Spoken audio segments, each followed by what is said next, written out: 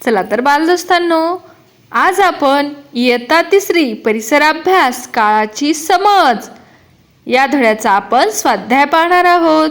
Video शेवटपर्यंत नक्कीच पहा।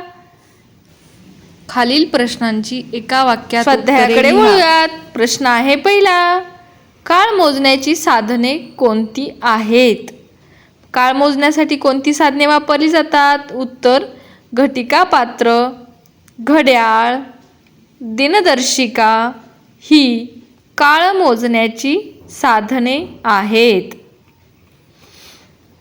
पुढील प्रश्न आहे दुसरा, काळ समजण्यासाठी आपण त्याचे विभाजन कसे करतो?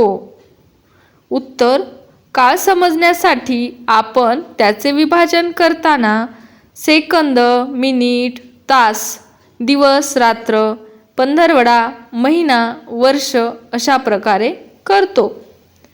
पुढील प्रश्न आहे तिसरा, अ गट व ब गट यांच्या योग्य जोड्या लावा। जो घडून गेला तो, त्याची जोडी आहे जो घडून गेला तो म्हणजेच भूतकाळ। जो चालू आहे तो, याची बरोबर जोडी आहे वर्तमान काळ, जो चालू आहे तो वर्तमान काळ।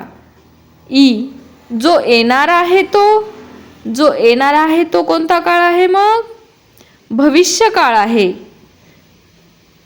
व्हिडिओ आवडत असतील तर चॅनलला नक्कीच सबस्क्राईब करून ठेवा, म्हणजे असेच नवनवीन व्हिडिओ तुम्हाला पाहायला भेटतील।